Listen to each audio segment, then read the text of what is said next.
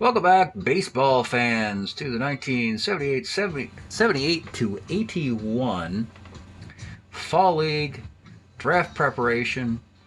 Uh, Continuing where we left off last time with the teams at the top of the draft who are they're eyeing up for a first round pick. We got through teams 1 through 8 on the clock. Seems to be settled into who they're probably going to take. A couple exceptions. Let's just see if we can get through 9 to 16 here. We're going to begin with Texas. First thing we do is we look at the Rangers' 12 guys they have employed and see, does any of them get substantially better? And not really. Jim Beattie gets a little bit better in 1981, but that's not worth making a first round pick. And then who are the 4 guys they're going to keep and see if they look like a first round pick. And they have a couple guys. Well, yeah, actually, all these guys are pretty good in this timeline. Buddy Bell, Mickey Rivers, Jim Sundberg, and Zisk.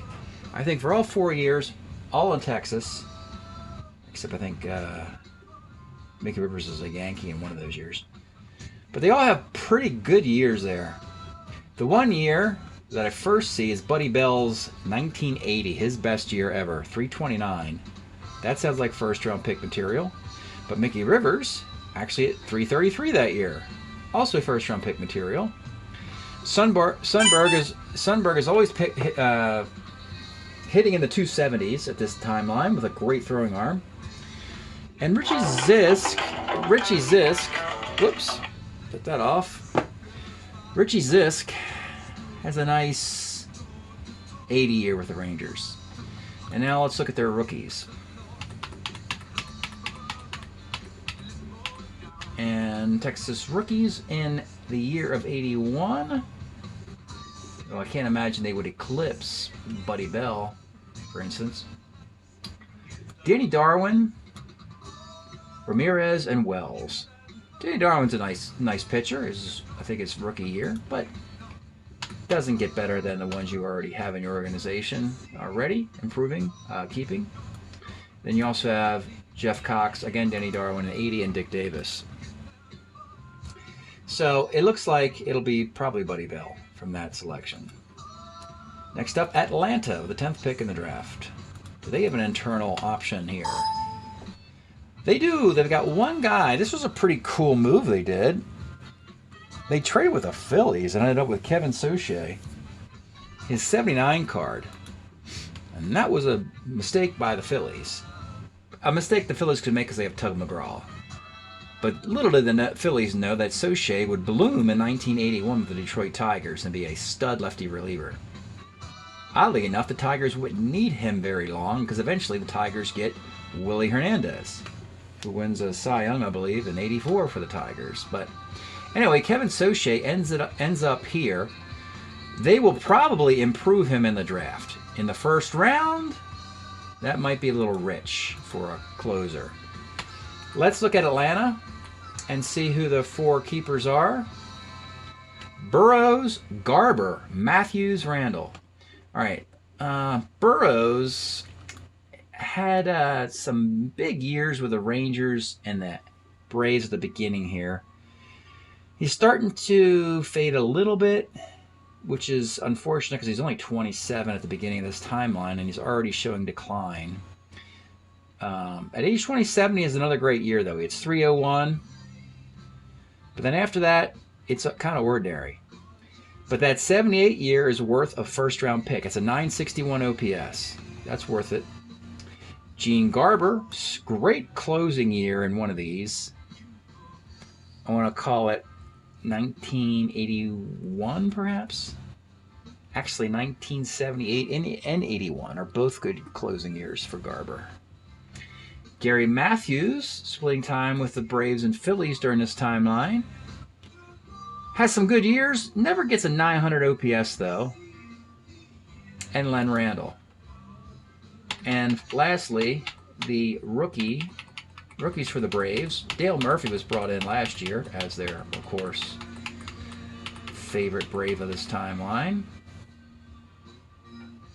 But they also have, from 81, They got George Bell out of Toronto. That was nice. Rick Camp, Garth Orge, Rick Mailer, Joe Nolan, Ron Oster, Gene Roof, Daryl Sconnors, Bob Walk, Ty Waller. Rick Mailer is nice. Rick Camp is better, though. He would be a closer. He's a .78 ERA and 81 out of the pen. We already have Garber, though, and we already talked about Soche. That's a lot of relief pitching, and you don't necessarily need so much of it. In the 80 group, well, you got the -3 armor Bruce Benedict. That doesn't scream first-round pick. You got Camp, Christensen, Cox, Hanna, Matula, and Oster. Ugh, this is tough.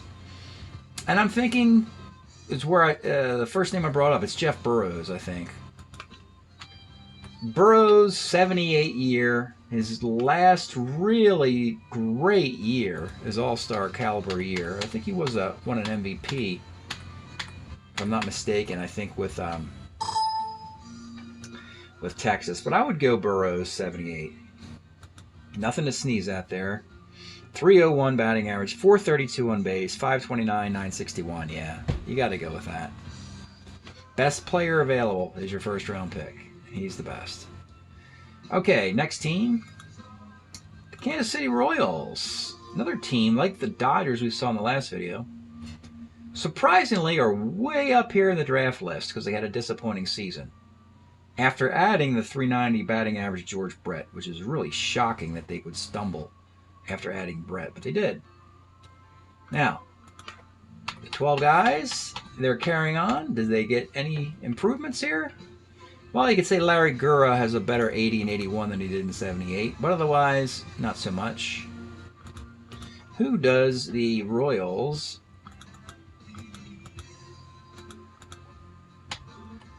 Who are their four keepers? Al Cowens, Pete Lecoq, Dennis Leonard, John Wathan. Well, interesting. Cowens, you know, interesting. The 70, I want to say the 77 Cowens card that just left the league might have been his high point. That was a year he hit all the doubles and had all those extra base hits, and he hit a high batting average. He really doesn't get close to 300. He doesn't get an 800 OPS after that. I mean, he's a great corner outfielder with a cannon arm with some speed, but it's just nothing crazy there. Pete Lecoq, nice platoon kind of guy. Now, Dennis Leonard as your workhorse and 20-game winner a couple times here for a playoff team would be worthy of a first-round pick. Dennis Leonard. I mean, it wasn't like he was unhittable. I mean, he had ERAs over 3 and over 4 here, but he was a workhorse, and he anchored the staff, and he would definitely be worth a first-round pick. And then you have Wathan, who has an interesting year, a couple interesting years. It's 378 and 305 and 80. Possible first-round pick as well. Let's look at the rookies. You might want to think about getting Clint Hurdle on this team before the Dodgers do. Each team has a Clint Hurdle card available, so it's first come, first serve. That's how it works. So in 81, Jim Dwyer, Rich Gale, Mike Jones, Renee Martin, Darryl Motley, Jamie Quirk. Nothing really great there. But in 80,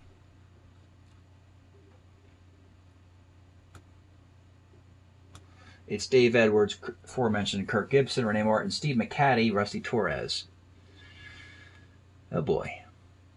You know, McCaddy would be a really interesting pick here. Stealing him from Oakland. Oakland had a bunch of starting pitching. They could afford to lose a guy. But Kansas City, adding Steve McCaddy to Gura and Leonard, you're still going to get Leonard anyway. That'd be a really crafty move. However, McCaddy's year is a 386 ERA and a 135 WHIP. So, yeah, it's not better than Leonard. So, looks like Leonard might be the first overall pick. Next team, the Giants, picking 12th. San Francisco Giants. Nobody's getting better. this franchise has made some mistakes by the mid to late 70s, and they go into a funk. It seems like all the great center fielders at the beginning of the decade and the guys in their farm system, I'm talking about Ken Henderson, Bobby Bonds, Willie Mays was still there, and then they had Gary Matthews and Gary Maddox. All gone. Kind of mismanaged all that. Guys holding on to guys too long who were getting too old, etc. And this is a pretty dark period in Giants history. Dodgers dominate this division with the Astros near them. They did a nice move to solidify the shortstop position. They made a trade with the Red Sox for the rights to Rick Burleson, which is a really nice pick. The Red Sox only made Burleson available because they could not keep him as one of their 4 guys. They were keeping Evans, Fisk, Jim Rice, and Yastrzemski. And they can only keep 4. So Burleson drew the short straw. They looked for a trade partner, and they said, let's send him to the National League so he doesn't hurt us. So Burleson will be a nice shortstop for the Giants, a definite upgrade over Johnny LeMaster. Darrell Evans, Bob Nepper, McCovey. Now, Nepper has a monster 81 card with a .06 whip and a 2.18 ERA. During the year of the strike, a lot of those strike year performances have a tendency to be forgotten, but that Nepper card is worth a first-round pick. Darrell Evans is kind of ordinary. Burleson, his 81 year as well, he's a 1 at short, it's 293. I know it's not much power for a shortstop and all that, but as a 1 and a 293 average, I could see him being a first-round pick. But I'm looking at Nepper and thinking he'll be the first-round pick. And let's see if there's some young talent with the Giants. I doubt it. Dave Bergman, Fred Brenning, Mark Davis, Gary Gray, Tom Griffin. That's okay. Nothing spectacular there, just ordinary guys. And then in 80, they have Orlando Gonzalez, Tom Griffin, Ken Maka, Rich Murray, Alan Ripley. You see the problem with the Giants. So Nepper, it's got to be Nepper. I mean, I mentioned it earlier in one of the other videos. If you can, when you're building these 20-man Carryover League rosters, if you can nail down the number 1 and 2 starters, that helps you fix a lot of mistakes otherwise on your roster. Keeps you competitive. Because the number 1 and 2 starters in this league have a tendency to constantly be rotated into the pitching on 3 days rest and skipping off days, and they get more innings than the number 3 and 4 starters. So Nepper and another ace could really help the Giants from all their shortages otherwise on the roster. All right, halfway through this group, let's go to the Cardinals, who are turning the corner. We lamented the Cardinals being in a dark period in the 70s after Bob Gibson, as the Reds and Pirates are stuck in their same division. But we are getting close to 1980, 81, 82, and they win the World Series in 82, and so they're starting to see the light. Of the 12 guys that carry on, Silvio Martinez can pitch on 3 days rest in 79. That's not worth a first-round pick. The keepers are all pretty good, I believe. Bob Forsch, Ken Reeds, Ted Simmons, Gary Templeton. Okay, that's definitely your bread and butter right there. Forsch, solid. Kind of like Dennis Leonard when I talked about him being solid. He's not untouchable, but he's definitely a workhorse who can be at the top of your rotation. But, yeah, steady. All those nice things to say, but he doesn't have one of those ridiculous years. He doesn't have a year that I just explained about. Bob Nepper had one outlier year where he was just untouchable. And Forsch is not really untouchable. He's just really good and reliable. Reitz is good for defense, not much more. So Simmons, does he still crush the ball? Well, in 80, he hits 303 with an 888 OPS. Gary Templeton has 2 years hitting 300 in here. in 79 and 80. So Simmons and Templeton would be worth, and Force really, would be worth a first round pick. Let's see the young guys. They still don't have Ozzie Smith yet. He's still with the Padres. Of course, Lonnie Smith would come up with the Phillies. Cardinals have Barfield, Dave Edwards, Tom Herr, Dane Orge, John Martin, and Rick Peters. Well, actually, Dane Orge, it's a shame he's a platoon player, but Dane Orge hit .327 in 1981. Really rakes the ball, one of the best hitters in the league.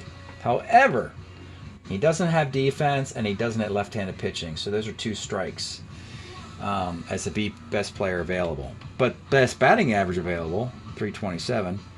John Martin's a nice left-handed starting pitcher with a 108 whip, .342 ERA.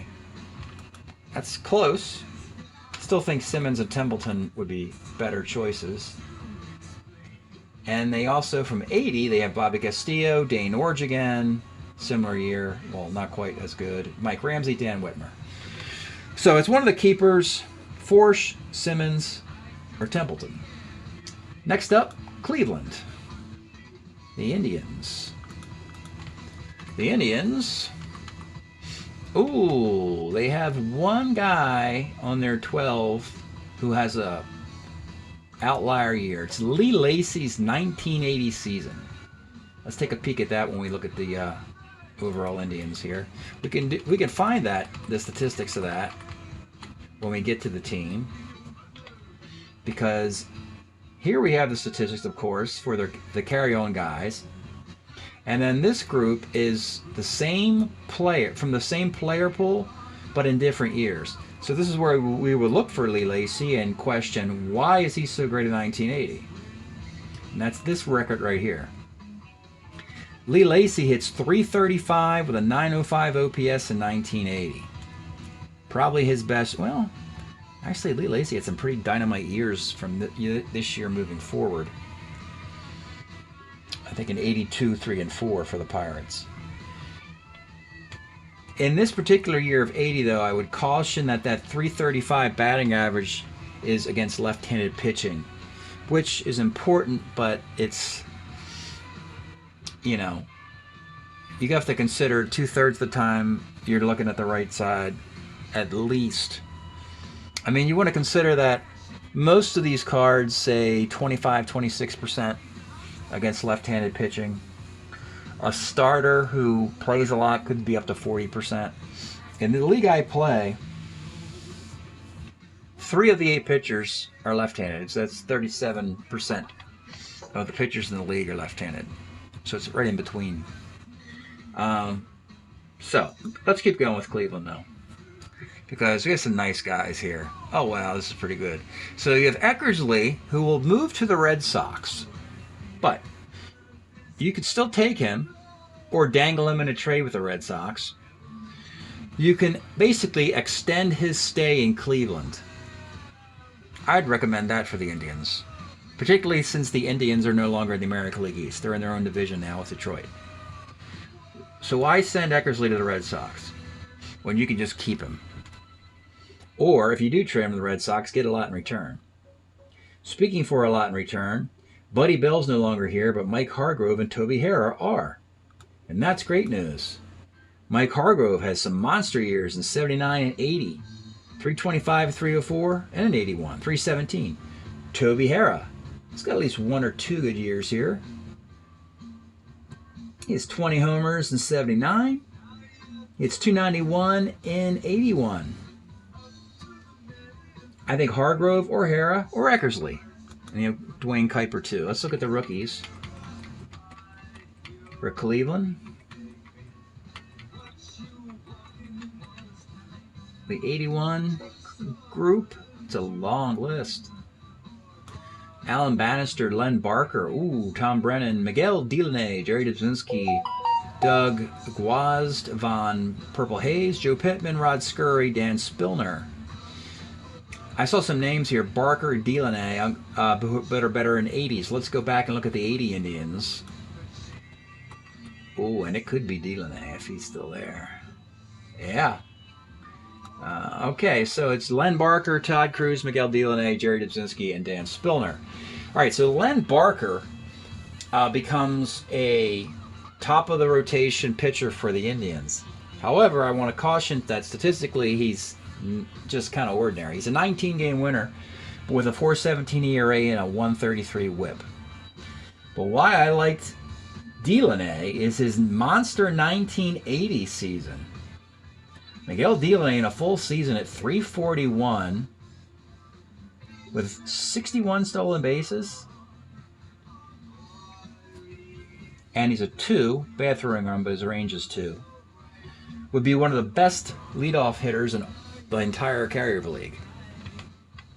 Just got to find a spot for him. Let's see if there's a spot for Delaney, just to plug him right into this lineup for the Indians. You got Lacey, can play infield and outfield. He's a utility player. Manning's in center. Thornton's at first. Charbonnet's kind of a DH. Yeah, I could see if you took Delaney, he'd be your left fielder, Manning be your center fielder, and you put Lee Lacey in right field because Lacey has a good arm, and Charbonnet would stay at DH. I don't see any other outfielders here. And on the keepers for the Indians, there wasn't a outfielder in that bunch. It was a pitcher, a first baseman, a third baseman, a second baseman. So there is room for Miguel Delaney to go straight to the top of that Cleveland lineup and be their first round pick as a 341 hitter, 341 batting average, best player available, and 341 is probably going to be best player available. A little bit better than Hargrove and Hara. Just for that 1 year, though. I believe Hargrove and Hara to be better players, obviously. But for a one outlier year, I'll go with Delaney. All right, last team for tonight, and then we have 2 more to go. I'm sorry. We got the Padres and the Yankees. Let's do 2 more teams. So the Padres, then the Yankees. Padres. Well, Raleigh Fingers has a magical year in 81, but he's a Brewer. Larry Milbourne has a nice year in 81 as well. Milbourne bounced around. That'd be a nice improvement for improving a guy. But let's see who the Padres... They have Bobby Bonds still as a keeper, but he's getting near the end of his rope there. Johnny Grubb just had a monster year, then he turns ordinary. Bob Shirley probably had his best year and then kind of plateaus a bit. And John Walkenfuss is always a fun Strat-O-Matic player in this period. He crushes left-handed pitching most of the time, but he very seldom is ever a full-time player. Nothing there screams first round. Even if you look at the OPSs for a bunch of sluggers, nobody slugs 900 in this entire group. Nobody hits 300 in the entire group. Again, previously, sure. Bonds prior to the 77 Bonds, 77 Grubb. Is Bob Shirley worth being a first round pick? I think I know who they're going to do, though. There's a rookie. Let's go to the rookies. I think it'll be another rookie. They have at least 1, maybe 2 here. All right, so in 81, Padres have Juan Eichelberger, George Frazier, Glenn Hubbard, Joe LaFay, Tim Lawler, not a good year for him. Gary, he's a better year in the future. Gary Lucas, Jose Moreno, Luis Salazar, 303 hitter. But his 80 is even better, and I think that'll be it. Let's go back to 80 Padres. 80 Padres now. Juan Eichelberger, Barry Evans, Gary Lucas, Luis Salazar, Craig Steinmack.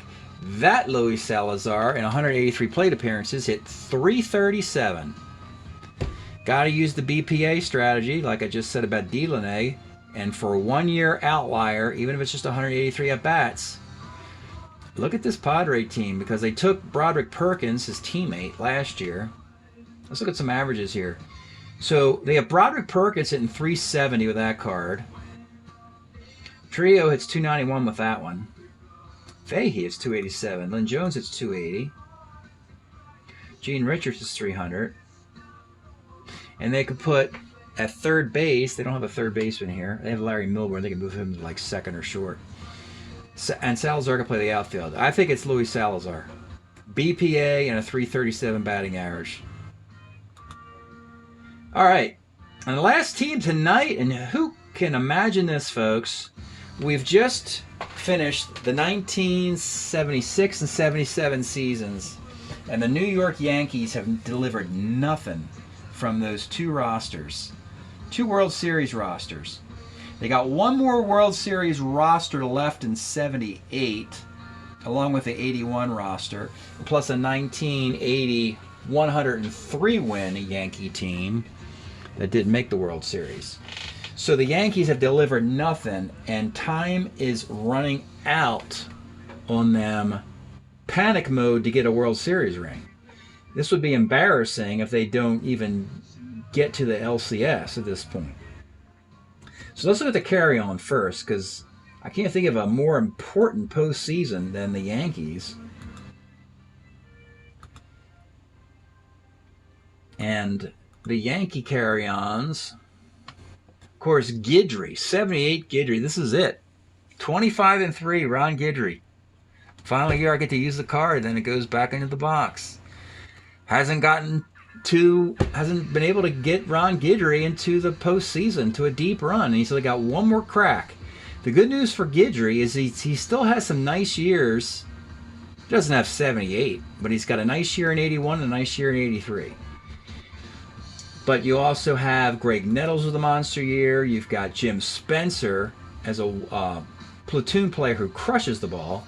And you got Reggie's 300 year, and you stole Willie Wilson out of the Kansas City organization. He sort of becomes consider him to be the Bernie Williams of this era, a guy who can cover the cavernous center field for the Yankees. This is a typical Yankee theft, free agency theft, you can consider it to be. So you don't improve any of these guys, but that's your core that you want to win a World Series this year after embarrassingly not winning anything to this point. Let's see who their keepers are, and they should be good ones. Everybody on the Yankees should be good. Tommy John, acquired in the trade with the Dodgers, gave up 2 tokens to get him. Sparky Lyle, Thurman Munson, Lou Piniella. Let's first talk about Munson. So Munson, in the Carryover League, we know about the tragedy, but the beauty about the Carryover League is you can keep the guy going with his final card through 4 years. So Munson has a 79 card, which hits 288. And the Yankees can play that Munson card through 1982, which is, great news for the Yankee captain. I kind of like that. I'm enjoying the same sort of Roberto Clemente in the Fall League will play through 1975 as a comparison. So Munson won't be a first-round pick. He's good, but Tommy John wins 20 games a couple times. You have to put John atop of that. Sparky Lyle has already won a Cy Young as a reliever. And this time, he's starting to become a little ordinary here. He's not quite worthy of a first-round pick. Piniella had a monster 77. He still has some good years with the batting average, but the OPS isn't that great. So nothing amazing. Right now, I think Tommy John, based on the fact you traded 2 draft tokens for him, he's got to be your first-round pick. Guidry, John at the top of the rotation, both lefty. That could really mess up the rest of the league. We've seen that if your 2 or your 3 top pitchers are left-handed, that plays very well in a postseason. Saw Mike Cuellar and Dave McNally get a World Series ring. Saw Scott McGregor and Mike Flanagan help the Orioles win the most recent league. And, of course, saw the Mets with Jerry Koosman and John Matlack get a World Series ring. So that would help the Yankees, getting John and Guidry together. But is there some spark in the Yankee system? Well, there is, but he's left-handed, and this creates a conundrum here. 1981, Dave Righetti, tremendous year, 205 ERA, 107 WHIP. The card is spectacular. Wow. Now, if you took Righetti, which I would recommend them somehow getting him on this roster instead of Sparky Lyle, Rigetti would be, and plus Rigetti would last a lot longer than Sparky Lyle. You also have Barry Evans hitting .323 in a small sample size, but you got Nettles, so you don't need him. And you got Terry Leach, who pitched for the Mets, who's a very good reliever. A lot of options here for the Yankees. And in the 80 group,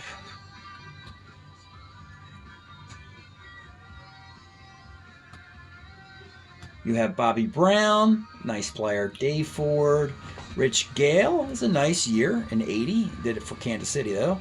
Harry Spillman, Joe Strain, Chico Walker. None of those guys scream anything there. I think it's got to be Tommy John. Tommy John, probably 80 or 79. And then in the second round, I'd go Rigetti. And then I'd get on the phone and say, hey, Yankees, you got too many lefties. You can't keep 4. You can't get, if you take Rigetti, you can't have Lyle. You got Guidry, John, Rigetti. That would be outstanding. Guidry, John, and Rigetti would be outstanding for the Yankees. That'd be 46 wins in the rotation. And Rigetti would be one of the top left-handed relievers in all of baseball. So, I think the Yankees are going to rejuvenate their pitching staff. I think they like their offense. Their pitching held them back behind the Orioles and Red Sox. The Yankees are going to go with the pitching and see if that's the ticket to getting to the World Series. All right. We'll pause it there tonight. We've gotten through half of this. Pick it up next time. All right. Thanks for checking out the draft prep video. We'll see you next time.